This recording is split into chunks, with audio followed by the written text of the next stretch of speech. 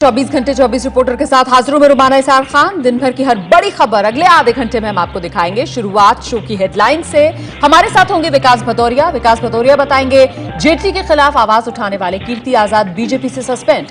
कीर्ति बोले भ्रष्टाचार के खिलाफ आवाज उठाने की सजा मिली है। प्रशांत हमारे साथ होंगे, प्रशांत के साथ देखेंगे अयोध्या में राम मंदिर के सवाल पर संसदीय कार्य मंत्री वेंकैया नायडू बोले पूरा देश चाहता है राम मंदिर बने। एबीपी न्यूज संवाददाता किशोर आजमानी बताएंगे 2 दिन के दौरे पर रूस पहुंचे प्रधानमंत्री मोदी, स्वागत के दौरान हुआ राष्ट्रगान का अपमान। हमारे साथ होंगी सरोज सिंह, सरोज के साथ देखेंगे दिल्ली में दोपहिया वाहनों पर नहीं लगेगा ऑड इवन का फॉर्मूला, दिल्ली से बाहर की गाड़ी पर भी लागू होगा नियम। कल केजरीवाल करेंगे औपचारिक ऐलान। तो आइए शुरुआत करते हैं इस वक्त की सबसे बड़ी खबर के साथ। वित्त मंत्री अरुण जेटली के खिलाफ आवाज उठाने पर बीजेपी ने सांसद कीर्ति आजाद को निलंबित किया। दिल्ली के कोटला स्टेडियम विवाद में वित्त मंत्री अरुण जेटली पर हमला करने वाले बीजेपी सांसद कीर्ति आजाद को बीजेपी ने निलंबित कर दिया है। कीर्ति आजाद को भेजे गए एक पत्र में कहा गया है कि आपको पार्टी विरोधी गतिविधियों के कारण पार्टी से निलंबित किया जाता है। कीर्ति आजाद ने पिछले कुछ दिनों में प्रेस कॉन्फ्रेंस करके कुछ वीडियो दिखाए थे और आरोप लगाया था कि डीडीसीए अध्यक्ष अरुण जेटली के कार्यकाल में फिरोज शाह कोटला स्टेडियम बनाने में घोटाला हुआ। 1983 में वर्ल्ड कप विजेता टीम के सदस्य रह चुके कीर्ति आजाद ने ये मुद्दा पहली बार नहीं उठाया है। पिछले 9 साल में कई बार कीर्ति आजाद इस मुद्दे को उठाते रहे हैं, लेकिन पहले कभी भी उन पर कार्रवाई नहीं हुई। बीजेपी से निलंबित किए जाने पर सांसद कीर्ति आजाद बोले, मैंने कब कहा कि अरुण जेटली चोर हैं? मैं तो 9 साल से कह रहा था, अगर इसके लिए जिम्मेवार कोई है तो वो पार्टी खुद है। मैं 9 साल से उनको बोल रहा था, उन्होंने मेरी बात को नहीं सुना। और आज जो परिस्थिति बनी है उसका कारण यही है। मैंने तो पार्टी के खिलाफ कुछ नहीं कहा। मैंने तो कहा कि मैं प्रधानमंत्री जी का समर्थन करता हूं, क्योंकि वो कहते हैं ना खाऊंगा ना खाने दूंगा। मैंने तो ये बात कही कि इतने सालों से हो रही थी। मैंने किसी का नाम तो नहीं लिया कि सस्पेंड हो गए या किसी को आप निकालो या अरुण जेटली चोर हैं। मैंने तो नहीं कहा था। मैंने कहा कि उनके समय रहते हुए हुई थी और इतनी ज्यादा वायलेशन है कि आज जो आदमी लड़ता रहे 10 साल तक, जिसको पॉलिटिकली लोग प्रताड़ित करते रहे, जो सच्चाई की बात करे वो बाहर हो जाए और उसको एंटी पार्टी कहा जाए। अब तो मैं देखिए ना, मजे देखिए आगे क्या होता है। सिन्हा और ये दूसरे भी नेता आपके समर्थन में आए थे, तो क्या अब उनके खिलाफ आने दीजिए ना, अब मैं बताता हूँ ना सबको। कीर्ति आजाद ने वित्त मंत्री अरुण जेटली के खिलाफ कोटला स्टेडियम को बनाने में हुए कथित घोटाले को लेकर मोर्चा खोल रखा है। अरुण जेटली और कीर्ति आजाद के बीच चल रहे इस झगड़े को लेकर बीजेपी की किरकिरी हो रही थी। कीर्ति आजाद को बीजेपी से निलंबित करने के फैसले पर केजरीवाल ने कहा, भ्रष्टाचार को लेकर बीजेपी का असली चेहरा सामने आया। कांग्रेस ने कहा बीजेपी में हिटलरशाही है। लगता है मुझे भारतीय जनता पार्टी में अब हिटलर की आत्मा प्रवेश कर गई है कि हम नहीं सुनेंगे अपनी आलोचना। जो करेगा चाहे विपक्ष में होगा, हम विपक्ष विहीन भारत बनाएंगे, और अगर पार्टी में कोई बोलेगा। केजरीवाल ने ट्वीट करके कहा, कीर्ति आजाद का कसूर था कि उन्होंने भ्रष्टाचार के खिलाफ आवाज उठाई। आज भाजपा पूरी तरह से एक्सपोज हो गई है। भाजपा पूरी तरह भ्रष्टाचार में डूबी हुई है। जिस आदमी ने भ्रष्टाचार को उजागर करने का काम किया, जो पिछले 10 साल से भ्रष्टाचार से लड़ रहा था, आज उसी के खिलाफ बीजेपी ने एक्शन लिया है। इसका मतलब साफ है कि भ्रष्टाचार से लड़ने की कोई मंशा ना तो मोदी जी की है, ना ही उनकी पार्टी के अंदर किसी की है। आप एक पार्टी के अगर मेंबर हैं, एक मेंबर ऑफ पार्लियामेंट है, तो there is a manner in which you need to carry yourself. Jaitley ji जैसे पर्सनालिटी के बारे में जिस तरीके का मतलब ट्वीट से लेके हर चीज़ में उन्होंने जो बर्ताव किया है, वो तो definitely as a party member आप इस तरीके का हरकत तो नहीं कर सकते। बीजेपी के कई नेताओं ने कीर्ति आजाद को पार्टी से निलंबित करने के फैसले को सही बताया है। उन्होंने कहा है कि पार्टी में अनुशासनहीनता कतई बर्दाश्त नहीं की जाएगी। अपनों और विरोधियों के चक्रव्यूह में फंसे अरुण जेटली अब हॉकी के खेल में भी घिरते नजर आ रहे हैं। पंजाब के पूर्व डीजीपी और हॉकी फेडरेशन के अध्यक्ष रह चुके केपीएस गिल ने हॉकी इंडिया में अरुण जेटली और उनकी बेटी की भूमिका की जांच की मांग की है। गिल ने दिल्ली के सीएम अरविंद केजरीवाल को चिट्ठी लिखकर हॉकी इंडिया की जांच की मांग की है। गिल ने चिट्ठी में लिखा है, जेटली ने हॉकी इंडिया की एडवाइजरी कमेटी का सदस्य रहते हुए अपनी बेटी सोनाली जेटली को हॉकी इंडिया में वकील नियुक्त कराया और बेटी को फीस के तौर पर मोटी रकम भी दिलवाई। जब हॉकी फेडरेशन ऑफ इंडिया को इंटरनेशनल हॉकी फेडरेशन ने भ्रष्टाचार के आरोप में सस्पेंड किया था, तो केपीएस गिल इसके अध्यक्ष थे। भारत में हॉकी की खेल को संचालित करने वाली संस्था हॉकी इंडिया है। फिलहाल इसके अध्यक्ष नरेंद्र बत्रा है। क्लैरिफिकेशन दे सकते हैं कि क्या अभी अरुण जेटली की कोई भूमिका है हॉकी इंडिया में? नहीं। मतलब वो गवर्निंग बोर्ड में जो थे हॉकी इंडिया लीग के, वहाँ से वो हट चुके। रिजाइंड इन 2014 ओनली। जब तक इसके बेटे खेल रहे थे डीडीसी अच्छा था, जब तक बेदी के बेटे खेल रहे थे डीडीसी अच्छा था, जब तक ये कोच थे डीडीसी अच्छा था, जब तक बेदी मैनेजर था या क्या टीम का साथ चलता था डीडीसी अच्छा था। जब इनको वहाँ से हटा दिया गया for whatever reason, I am told when Kirti was a selector, इसने एक ही साल में 34 बच्चे खिला दिए और एलिगेशन लगाता है पैसे लेते हो। हमें ये तो बताओ 34 बच्चे खेलेंगे क्यों? I have no idea, but this is what I have been told, needs verification. DDCA विवाद में चौतरफा घिरे अरुण जेटली की मुश्किलें कम होने का नाम नहीं ले रही हैं। कीर्ति आजाद के बाद अब पार्टी के भीतर से शत्रुघ्न सिन्हा ने कहा है कि आडवाणी की राह पर चलकर इस्तीफा दें जेटली। जो लोग इनमें इन्वॉल्व पाए जाते हैं वो क्लीन होकर आए, जैसा कि आडवाणी जी आए थे। आडवाणी ने अपना एक उदाहरण रखा है देश के सामने में, बेमिसाल उदाहरण, और जिसकी चर्चा हमारे डैशिंग डायनेमिक एक्शन हीरो प्रधानमंत्री नरेंद्र मोदी जी ने की है। मैं समझता हूं उसका अनुसरण होना चाहिए। शत्रुघ्न सिन्हा ने कीर्ति आजाद की जमकर तारीफ करते हुए उन्हें हीरो ऑफ द डे कहा और पार्टी के भीतर अपने दोस्तों से अपील करते हुए कहा कि भ्रष्टाचार के खिलाफ लड़ रहे कीर्ति आजाद के खिलाफ कोई कार्रवाई न की जाए। हमारे साथ वरिष्ठ वकील राम जेठमलानी जी हैं, उनसे जानते हैं कि आखिर वो इस सस्पेंशन को किस तरह लेते हैं। This is a serious blow to Indian democracy and it is a serious blow to the reputation of BJP as a democratic party. This is a dictatorial party which has expelled me from the party without reading their own constitution. Now, why should Mr. Kirti Azad be suspended from the party or removed from the party merely because he has something to say against a corrupt minister? This is a betrayal of democracy. This is a betrayal of our republican constitution, and this is a betrayal of the freedom of speech which every politician in this country and every citizen in this country must enjoy. And I am very, very sorry that Modi is a party to this, and Modi will have to suffer because the people will take their punishment, give him that punishment which he deserves. Kotla stadium को बनाने में कथित घोटाले को लेकर जेटली के खिलाफ सड़कों पर उतरी आम आदमी पार्टी। जेटली के घर के बाहर किया प्रदर्शन।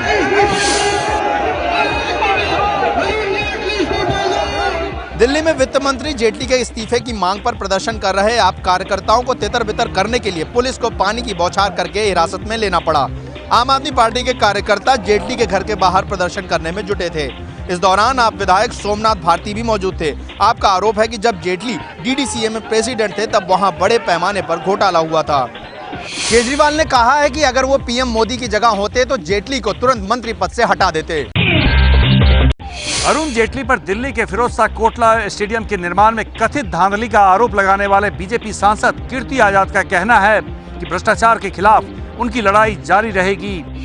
मैंने हॉकी इंडिया को जो अलग अलग पीएसयूज ने पैसा दिया है इंडियन हॉकी लीग के लिए जी, उसको भी उजागर करूंगा, क्योंकि वह इंडियन हॉकी लीग तो विदेश से लोग आ रहे हैं। मुझे किसी भी व्यक्ति से आप जोड़िए नहीं जी, मैं भ्रष्टाचार के विरुद्ध लड़ता रहा हूं और लड़ूंगा। कीर्ति आजाद ने हॉकी इंडिया में घोटाले को लेकर केपीएस गिल के लगाए गए आरोपों पर कहा कि वो इस घोटाले को भी उजागर करेंगे। जमीर बेच के जिंदा रहूं ये नामुमकिन, मैं अपने आप से दगा करूं ये नामुमकिन, जमाना तुमको मसीहा कहे ये मुमकिन है, मैं तुम्हें मसीहा कहूं ये नामुमकिन। कीर्ति आजाद बार बार ये कह रहे हैं कि उनकी लड़ाई किसी व्यक्ति विशेष के खिलाफ नहीं है, बल्कि वो भ्रष्टाचार के खिलाफ लड़ रहे हैं। केजरीवाल के प्रधान सचिव के ईमेल से सीबीआई को 5 ऑडियो क्लिप्स मिली। क्लिप में कंपनी को फायदा पहुंचाने की बात। दिल्ली के मुख्यमंत्री अरविंद केजरीवाल के प्रधान सचिव राजेंद्र कुमार के निजी ईमेल अकाउंट से सीबीआई को 5 ऑडियो क्लिप्स मिली हैं। इन ऑडियो क्लिप्स में राजेंद्र कुमार अपनी कंपनी को फेवर करने के लिए मौखिक आदेश देते हुए सुनाई दे रहे हैं। राजेंद्र कुमार पर आरोप है कि उन्होंने दिल्ली सरकार में अलग अलग पदों पर रहते हुए अपनी कंपनी को गलत तरीके से ठेके दिए। इसी को लेकर उनके दफ्तर पर भी छापा मारा गया था। सीबीआई ने फिलहाल राजेंद्र कुमार का वॉइस सैंपल ले लिया है। सूत्रों के मुताबिक राजेंद्र कुमार से फिर पूछताछ भी की जा सकती है। सवाल यह कि राजेंद्र कुमार अपने ईमेल आईडी पर अपने खिलाफ ऐसे सबूत क्यों रखेंगे? इस बात की सच्चाई तहकीकात के बाद ही पता लगेगी। केंद्रीय संसदीय कार्य मंत्री वेंकैया नायडू ने कहा कि देश चाहता है राम मंदिर बने। राम मंदिर निर्माण को लेकर राज्यसभा में जमकर हुआ हंगामा। बताया ना, आप चाहते नहीं चाहते, ये कोई विषय है क्या? पार्लियामेंट अफेयर्स मिनिस्टर मंदिर चाहते नहीं चाहते, वो कोई विषय होता है क्या? पब्लिक इश्यू सभी देशवासी राम मंदिर चाहते हैं इस देश में। कहाँ कैसा वो विषय ऐसा है, कहाँ कैसा कब? अयोध्या में पत्थर पहुंचने को लेकर राज्यसभा में आज विपक्ष ने सरकार को जमकर घेरा। वहीं बीएसपी ने इसके लिए राज्य की समाजवादी पार्टी सरकार को जिम्मेदार ठहराया। संसद में मोदी सरकार ने कहा, अयोध्या में राम मंदिर के लिए पत्थर तराशने पर रोक नहीं। अयोध्या में राम मंदिर के लिए पत्थरों के शिलापूजन की खबर पर विपक्षी पार्टियों ने किया हंगामा। अयोध्या में मंदिर के लिए पत्थर पहुंचने को लेकर राज्यसभा में जमकर हंगामा हुआ। जेडीयू, एसपी और कांग्रेस ने इसे माहौल खराब करने की कोशिश बताया। वहीं बीएसपी ने इसके लिए यूपी सरकार की लापरवाही को जिम्मेदार बताया है। सरकार की ओर से संसदीय कार्य राज्य मंत्री मुख्तार अब्बास नकवी ने कहा कि मंदिर पर सुप्रीम कोर्ट का फैसला माना जाएगा, लेकिन पत्थर तराशने पर कोर्ट की कोई पाबंदी नहीं है। एबीपी न्यूज ने ही यह खबर दिखाई थी कि अयोध्या में पत्थर पहुंचे हैं और शिला पूजन हुआ है। अयोध्या में विवादित जमीन पर राम मंदिर और बाबरी मस्जिद के दावे को लेकर मामला सुप्रीम कोर्ट में लंबित है। तो सरकार ने एक विवादास्पद मुद्दे पर बड़ी चतुराई से जवाब दिया है। हालांकि कांग्रेस और विपक्षी पार्टियां इस मुद्दे पर बीजेपी के जवाब से पूरी तरह से खुश नहीं है। अब बात प्रधानमंत्री मोदी की, जो 2 दिन के रूस दौरे पर गए हैं। उनके मॉस्को एयरपोर्ट पर उतरते ही विवाद हो गया। प्रधानमंत्री नरेंद्र मोदी से मॉस्को एयरपोर्ट पर हुई गलती, राष्ट्रगान के बीच चलने से प्रोटोकॉल का हुआ उल्लंघन। ये तस्वीरें पीएम नरेंद्र मोदी के मॉस्को पहुंचने की हैं। पीएम जैसे ही विमान से नीचे उतरे, पहले रूस का राष्ट्रगान बजा। पीएम कुछ सेकंड रुके रहे। जैसे ही वो चलने लगे, भारत का राष्ट्रगान बजने लगा, लेकिन पीएम रुके नहीं। बाद में अधिकारियों ने उन्हें वापस बुलाया। पीएम के 2 दिन के रूस दौरे पर भारत S-400 ट्रायम्फ मिसाइल का 30,000 करोड़ का करार करेगा। इसके अलावा रूस के साथ और भी कई सामरिक करार होंगे।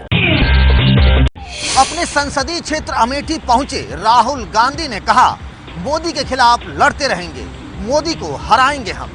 दूसरी ओर अमेठी में राहुल के काफिले में चल रही कांग्रेसी नेताओं की कार की हुई टक्कर, कांग्रेसी आपस में ही भिड़े। ये तस्वीरें अमेठी के सलोन की हैं। राहुल गांधी की कार के पीछे चल रहे स्थानीय कांग्रेस के नेताओं की कार की एक दूसरे की कार से टक्कर हो गई। बस फिर क्या था, राहुल गांधी तो आगे निकल गए, लेकिन पीछे कांग्रेसी नेताओं के बीच मारपीट, गाली गलौज शुरू हो गई। इस मारपीट में कुछ लोग घायल भी हो गए। आगे राहुल गांधी मोदी के खिलाफ लड़ाई की बात कर रहे थे और पीछे कांग्रेस के नेता कार्यकर्ता आपस में ही लड़ रहे थे। दिल्ली में मोदी जी की सरकार है और वहां पे और पूरे हिंदुस्तान में हम उनके खिलाफ लड़ रहे हैं और हम इनके खिलाफ लड़ेंगे और इनको हम हराएंगे। सम्राट साइकिल के लिए किसानों से ली गई जमीन के बदले उन किसानों के पुनर्वास करने की बात भी राहुल गांधी से की गई। दिल्ली में कल हुए बीएसएफ विमान हादसे में जान गंवाने वाले जाबाज की बेटी ने देश के गृह मंत्री राजनाथ सिंह से सवाल पूछा, हमेशा सिपाही की फैमिली ही क्यों रोती है? सवाल का जवाब नहीं दे पाए राजनाथ सिंह। सिपाही की फैमिली क्यों रोती है सर? जहाज में इतना पुराना जहाज में जाने की क्या जरूरत है? देश के गृह मंत्री से जवाब मांग रही है एक बेटी जिसने अपने पिता को कल दिल्ली में हुए प्लेन क्रैश में खो दिया। कल हादसे में जान गंवाने वाले 10 बीएसएफ के जांबाजों में इस बेटी के पिता रविंदर कुमार भी थे। राजनाथ सिंह बीएसएफ के जांबाजों को श्रद्धांजलि देने पहुंचे थे। राजनाथ सिंह के पास जांबाज की बेटी के सवालों का कोई जवाब नहीं था। हादसे के शिकार विमान को लेकर कहा जा रहा है कि विमान काफी पुराना था, लेकिन बीएसएफ दावा कर रही है कि विमान बिल्कुल फिट था और उसमें किसी तरह की कोई खराबी नहीं थी। केंद्रीय गृह राज्य मंत्री किरण रिजिजू ने भी कहा है कि वो अक्सर अपने अधिकारियों के साथ उसी सुपर किंग विमान में सफर किया करते थे। दिल्ली के कड़काडूमा कोर्ट परिसर में जज के कमरे के बाहर हुई फायरिंग में कांस्टेबल राम कुमार की जान चली गई। पेशी के लिए लाए गए कैदी को मारना चाहते थे बदमाश। सुबह करीब 11 बजे पूर्वी दिल्ली के कड़काडूमा कोर्ट के कोर्ट रूम नंबर 73 के बाहर 4 बदमाशों ने पेशी के लिए लगाए गए कैदी इरफान को मारने के इरादे से अंधाधुंध फायरिंग कर दी। इस गोलीबारी में हेड कांस्टेबल राम कुमार शहीद हो गए, जबकि कैदी इरफान भी गोली लगने से गंभीर रूप से घायल हो गया। फायरिंग में कोर्ट का एक कर्मचारी भी जख्मी हुआ है। चारों आरोपियों को पुलिस ने गिरफ्तार कर लिया। ड्यूटी के दौरान शहीद राम कुमार के परिजनों को केजरीवाल सरकार ने 1 करोड़ रुपए मुआवजा देने का ऐलान किया है। दिल्ली पुलिस पर बेखौफ बदमाशों ने बरसाई गोलियां। पुलिस ने चोरी करके भाग रहे बदमाशों का 10 किलोमीटर तक पीछा किया। एक को पकड़ा, 3 फरार हुए। ये तस्वीरें दिल्ली पुलिस की उसी पीसीआर वैन की हैं जिस पर बदमाशों ने जमकर गोलियां बरसाई। मामला पुरानी दिल्ली के कोतवाली के पास के इलाके का है। 4 बदमाश दुकान से चोरी का सामान कार में रख रहे थे। पुलिस की गाड़ी को देखते ही बदमाशों ने कार दौड़ानी शुरू कर दी। पीछा करती पुलिस पर बदमाशों ने उन पर फायरिंग शुरू कर दी।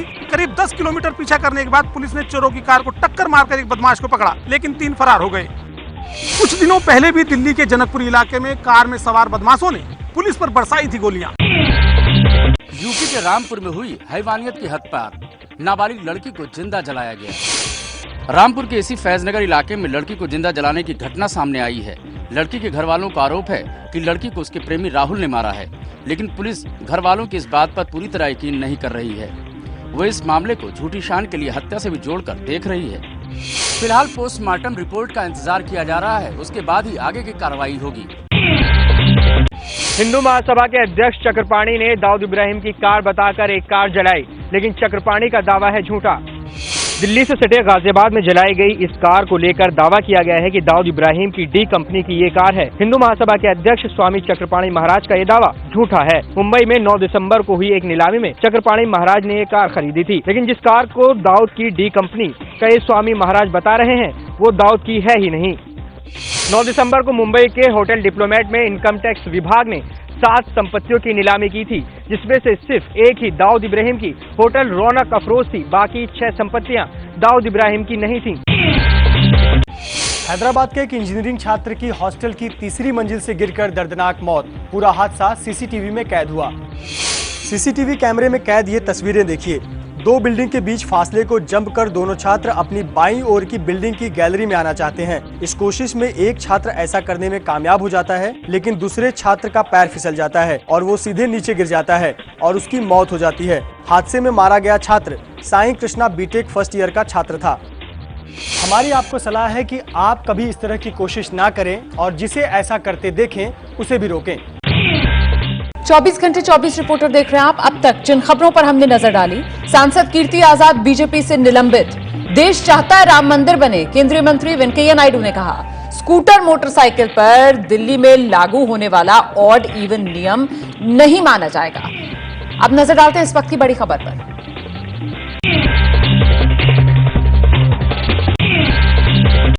मध्य प्रदेश के उज्जैन में एक कुश्ती प्रतियोगिता के दौरान नतीजों से नाराज पहलवान आपस में भिड़ गए। विवाद कुश्ती के विजेता को लेकर शुरू हुआ था। कुश्ती प्रतियोगिता उज्जैन के कार्तिक मेले में हो रही थी। हारने वाले पक्ष ने रेफरी पर पक्षपात करने का आरोप लगाया। पहले तो थोड़ी तू-तू मैं हुई, फिर यहाँ हो रही कुश्ती दंगल में बदल गई। एक दूसरे पर कुर्सियां फेंकी गई और लात घूसे भी जमकर चले। इस दौरान मंत्री पारस जैन वहीं पर मौजूद थे। हाथापाई के बाद मंत्री का कहना था कि आखिरी फैसला रेफरी का होता है, जिसे माना जाना चाहिए। साल 2002 के हिट एंड रन मामले में फिल्म स्टार सलमान खान की मुश्किल बढ़ी। बॉम्बे हाईकोर्ट के फैसले के खिलाफ सुप्रीम कोर्ट जाएगी महाराष्ट्र सरकार।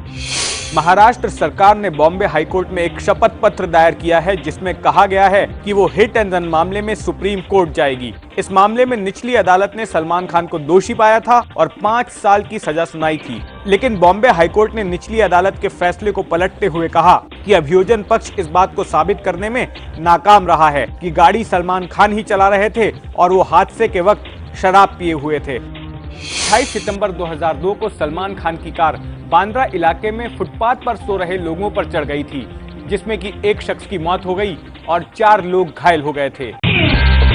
घरेलू बॉक्स ऑफिस पर दिलवाले और बाजीराव मस्तानी में कड़ी टक्कर। दोनों फिल्मों ने मंगलवार को करीब करीब बराबर का ही कारोबार किया। दिलवाले विदेश में जहां बाजीराव मस्तानी से काफी आगे है, वहीं घरेलू बॉक्स ऑफिस पर बाजीराव मस्तानी दिलवाले को कड़ी टक्कर दे रही है। शाहरुख काजोल की फिल्म दिलवाले ने मंगलवार को 9 करोड़ 42 लाख रुपए का कारोबार किया।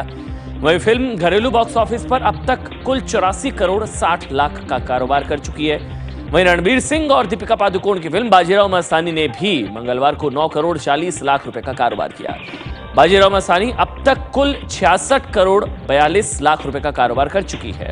अभिनेता अमिताभ बच्चन ने भी बाजीराव मस्तानी की तारीफ की है। अमिताभ बच्चन ने कहा कि संजय लीला भंसाली ने अद्भुत फिल्म बनाई है।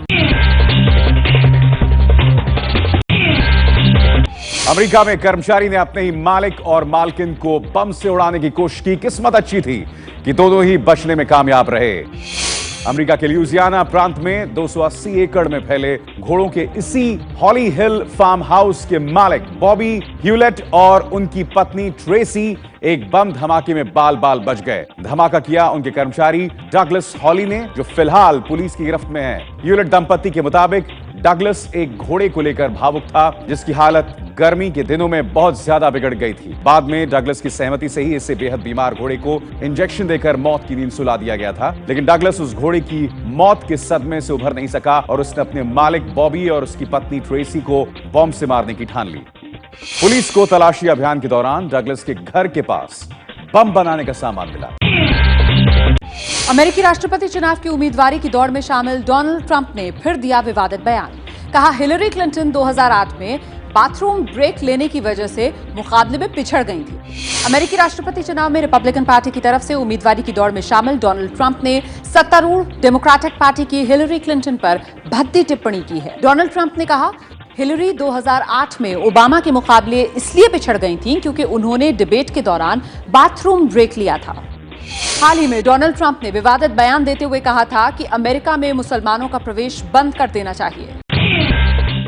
24 घंटे 24 रिपोर्टर देख रहे हैं आप। आगे जिन खबरों पर हमारी नजर लगातार बनी हुई है, दिल्ली में ऑड इवन फॉर्मूले का ब्लूप्रिंट पेश करेंगे अरविंद केजरीवाल। पीएम मोदी रूस में सामरिक करार करेंगे और कीर्ति आजाद और अरुण जेटली की लड़ाई बढ़ी।